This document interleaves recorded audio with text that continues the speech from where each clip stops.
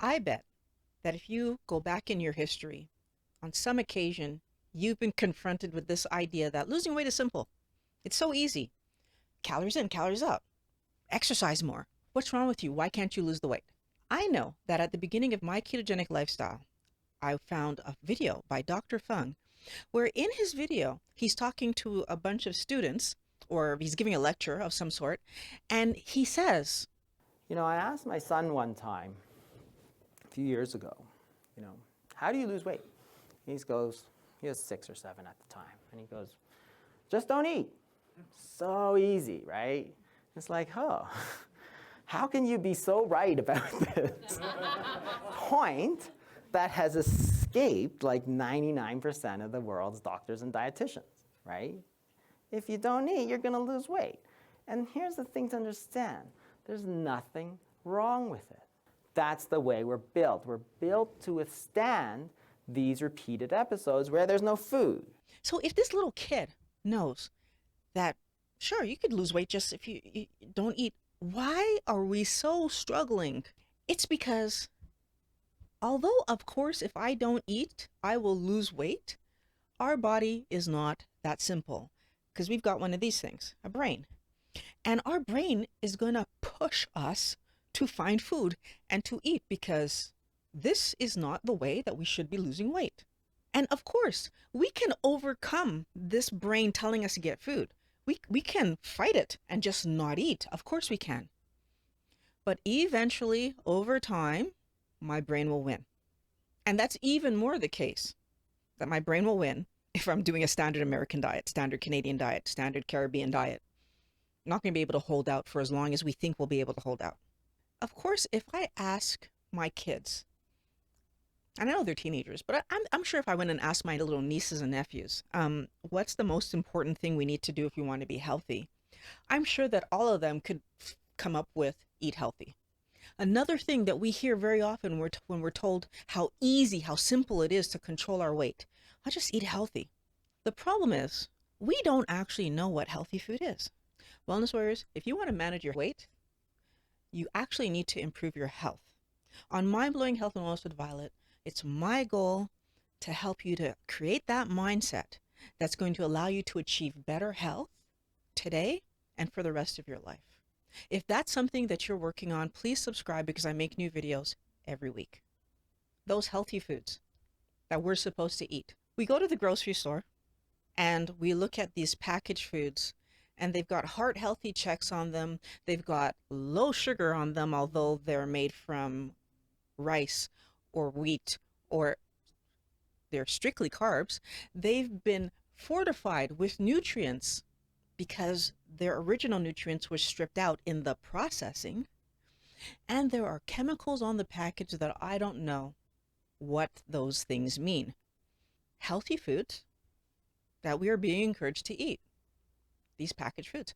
Okay, and then we have meat, red meat, poultry, fish, animal products that we're being told we need to avoid eating red meat because it's going to damage our heart. Everything that has cholesterol, eggs, we need to avoid because it's going to give us high cholesterol. We are being told to avoid the real food that our ancestors ate towards eating processed food. We're also being pointed towards eating more fruits and vegetables because, of course, fruits and vegetables are very, very healthy for us, even though they come with a lot of carbohydrate, which we now know. Do we now know it? We've known for years carbohydrates cause all kinds of internal problems. The one that affected me the most was inflammation in my elbows, in my knees, in my back, in my neck, eventually in my hip, which is what helped me to find out that carbohydrates were causing my inflammation. But we're being told that fruits and vegetables are the healthiest things that we can eat. I've spoken to so many people who try to pull all this information together and come up with, well, I'll do a fasting protocol and I'll eat the healthy foods and I should be able to manage my health and my weight appropriately. And although that sounds very doable on the surface, the unfortunate thing that I've noticed is that if I'm eating more vegetables than I am healthy protein sources, my body is going to do what it's supposed to do to keep me healthy, which is put those carbohydrates away as fat. And then I'm going to be in the cycle of not having enough energy to fuel my day, which means I'm going to be hungry. So that now means that when I'm trying to fast, I'm going to struggle because I'm actually being given signals from my body to go get food. Wellness warriors, when we try to fight our body, we will lose. And we will lose because our body is programmed to survive. So it will A, do what it's supposed to do with the carbohydrates we eat. And it will B, force us to go and try to find healthier food. So one of the things that I want us to think about for all the people who are doing fasting beside standard American, standard Canadian, standard Caribbean diet, if I want to use fasting as a way to allow me to keep eating the way I always have, chances are very good that I'm going to struggle in this process, not because it's not doable. I mean, honestly, at some point, I'm going to get used to the process of waiting for my meal. The bigger problem is that when I have that meal, I'm still ingesting, so I'm still eating a large amount of carbohydrate. For example, when I was eating the standard Caribbean diet, most of my plate was rice with a side of meat, or pasta with a side of meat, or high glycemic vegetables like potatoes, carrots, dumpling, which is just flour, and a side of meat. And when I say side of meat, I don't mean like a humongous amount of meat. I mean a side of meat, like, a small portion of meat. Because the idea being the food is the pasta, the rice, or the vegetables. That's a recipe for disaster. That's a recipe for mounting weight. So here's what's unfortunate. Even though fasting will help me to manage my weight, because what's going to happen is on the days that I'm not eating, my body will go in and take energy from me. It's not going to help me to manage my health. Now, the reason it's not going to help me to manage my health is because on the days that I am eating, or the periods in my feeding window, whether that's between days or between whatever, my feeding window is me eating a high amount of carbohydrate. So my body still is being damaged internally by all the carbohydrate that I'm eating. Oh, and by the way, during my feeding days, if I'm still eating high carb, I'm replenishing some of those fat stores, because when I eat high carb, my body stores those toxins away as fat to neutralize them so I don't get hurt. One other thing I want to point out here, because I mentioned earlier that we can override our brain. We can push ourselves really hard to not eat. Um, when I do that, I'm actually putting my body in a position that is not happy, because it's trying to get me to eat and I'm saying, no, I'm not going to. So now I'm in this struggle with my body.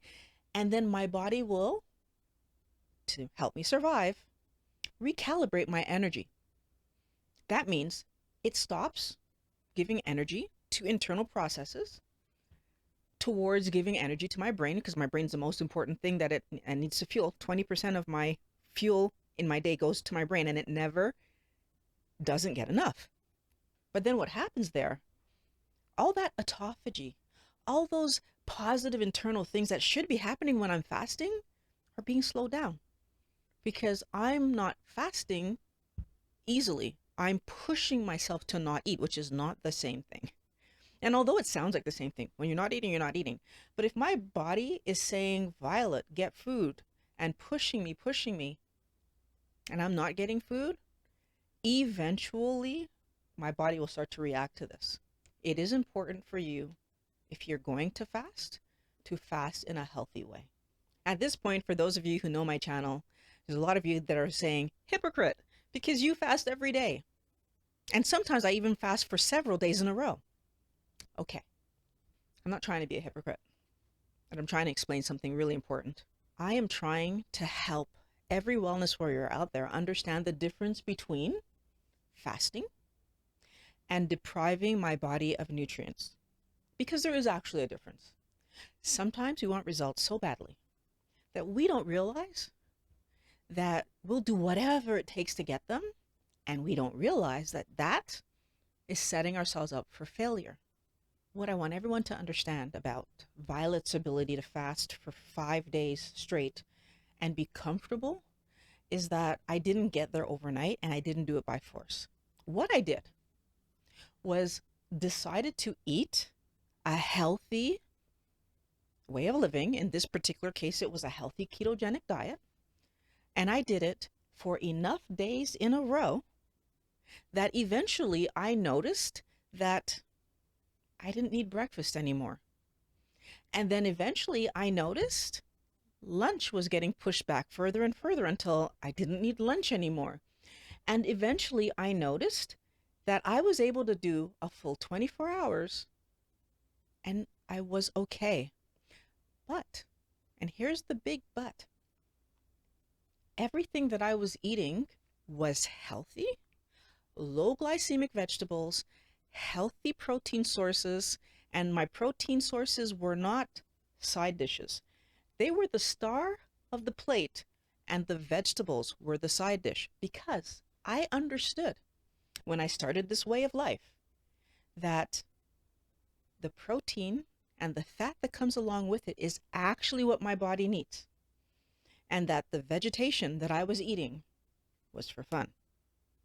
Wellness warriors, the majority of people who are struggling with their weight are eating carbohydrates, cookies, candies, processed foods as the staples of their diet. So the most that they're eating is that, and the protein is a side thought. And the fat that comes along with that protein is a side thought. Every single person that's doing a low fat diet, that's what you're doing. And I want us to understand that if we do that, then fasting becomes extremely difficult for our body to manage because it's constantly looking for nutrients to build itself with, clean energy to run itself with, but we keep giving it carbohydrates, which it needs to put away, and then ask us to go get more energy. Unfortunately, we keep bringing back carbohydrates rather than bringing back fats. By eating a healthy ketogenic diet, my body told me when it was ready to focus more on repair. So I engage every day in building and repairing of my body because my body has the time because I'm not constantly chasing food. I eat that one meal, it's one good meal, and then my body has all the time till tomorrow around the same time before it gets fed again. Our body talks to us. And for every person who is fasting and is not able to make it to the next meal without feeling intense hunger, who's thinking about food all day long, your body is giving you the signal that it's not ready to be doing this. If I want to be healthy and I want to be able to do all the things towards my health long into the future, the most important thing I'm going to do for myself is allow my body to be in the best possible state it can be while it's trying to accomplish my better health. If I'm extremely hungry and I can't wait for that next meal, what's likely to happen when I get to that meal? Chances are very good I'm going to overeat, or I might not pay as close of attention to the amount of carb that I'm eating because I'm just so hungry. But the other thing I want you to think about for every person who is using fasting as a way to say, well, I'm fasting, so therefore I don't have to pay attention to how much carb I'm eating. I can actually have cookies because I'm going to fast tomorrow. I want you to be very aware that fasting does not stop your body from being hurt by the carbohydrates that you eat. They will still affect your internal organs the same way. They will still cause inflammation. They will still cause insulin rises. Eating carbohydrates is not healthy for our body, especially when we eat them in excessive amounts. So, fasting is not a free pass to overeat your carbohydrates. It's not a free pass to have a pizza night with real pizza, or to have chips, or have any of the things that you decided to put down towards your health. Wellness warriors, I really want you to pay attention to the fact that Dr. Berg, Dr. Berry, Dr. Fung, Dr. Westman, Dr. Mason, Dr. Baker, all the doctors that I refer you to when we're talking about living a healthy, ketogenic, healthy carnivore lifestyle always tell us that if we want to be able to fast comfortably, the best way that we can do that is to get fat adapted, allow our body to be able to go longer periods of time without food. And what I want you to understand is that fasting comfortably is what actually allows you to make a ketogenic or carnivore lifestyle alongside fasting a lifestyle that you can do today and far into the future to help you be healthy long term. It stops it from being a way of yo-yo dieting, because if I vacillate between eating high carbohydrate foods and then fasting, I'm yo-yo dieting. That's very bad for us. That causes weight gain down the road. That's not something that's going to be healthy for anybody to do for any extended period of time. If you want to engage fasting as part of your healthy protocol for life, that's terrific. What you need to do is have a healthy diet and let your body tell you when it's ready for you to start fasting. And it will tell you, because you will start to notice that it takes longer and longer for you to get hungry between meals. Because when your body is ready for you to fast, then it's also telling you that it's ready to do those internal repairs that are going to help you to be healthy far into the future. There are some videos on the screen right here that are going to help you to get that mindset you need to be able to not only lose the weight, but maintain it long term. Everybody who's new, subscribe, because I make new videos every week. Wellness Warriors, always happy that you come back. I can't wait to talk to you guys all again next week.